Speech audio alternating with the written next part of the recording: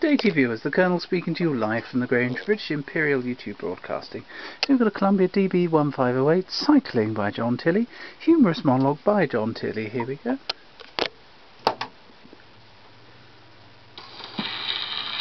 Those of you who are keen on cycling will, I am sure, be interested in the little problem that I'm going to put to cyclists today, and that is, has the bicycle come to stay? As all cyclists know, the bicycle is the simplest form of transport, consisting of two wheels, a handlebar, a pedal and a chain, or two chains, a wheel, a handle, a pedal and two bars, saloon or private, whichever you prefer. I'll never forget one day when I was cycling along the embankment late one night. I stopped at a coffee stall and got into rather an interesting conversation with the coffee stall keeper, which I feel will interest all of you who are interested in cycling, and which throws a rather interesting light on that question, has the bicycle come to stay? Because I suggested to the coffee stall keeper that if instead of having pieces of cake with shredded coconut all over them, as they do, he had pieces of coconut and covered them with shredded cake. But unfortunately, while he was talking to me, he inadvertently gesticulated and put one of his hands into a basin of frying sausages, and the very natural pain that it caused him to straighten his back rather suddenly, and he banged his shoulder against the urn behind him, and this tipped forward over the shoulder, if you follow me, and the tap of the urn caught in between his collar and the back of his neck,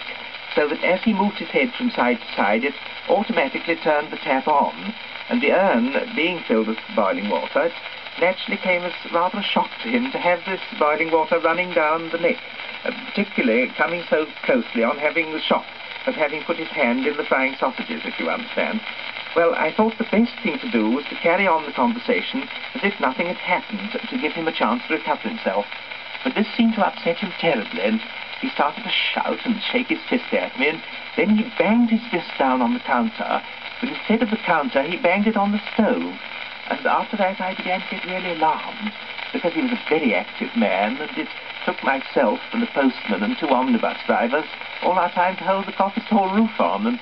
fortunately at that moment he happened to slip on a piece of banana skin on the floor, and his foot shot out under the stall, if you follow me, and he caught it between the spokes of one of the wheels, which gave his ankle a nasty wrench, but it did seem to quieten him down for the moment, and I fell into conversation with an awfully nice young artist who'd come up to the coffee stall, and apparently he believed very strongly in the sentimental appeal of art. And I got so interested in what he said that I was frightfully keen to buy one of his pictures. But as he very reasonably explained, it was rather difficult to carry paving stones about with one. And by this time, the noise in the coffee stall had become so deafening that I drew his attention to the matter and suggested that something really ought to be done about it. And well, now, he's a very observant young chap, this artist, because he took in the situation at a glance. And after a little thought, he said, you know, I think it would be a very good plan if we eased the tap of the hot water urn out of his collar, if you follow me, because, as he explained, it was a large urn and it wasn't by any means empty yet.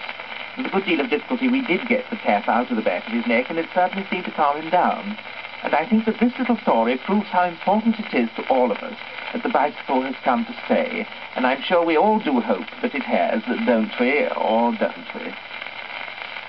Well, what on earth is that all about? Oh well, I'm sure you know, viewers. Thank you, and goodbye.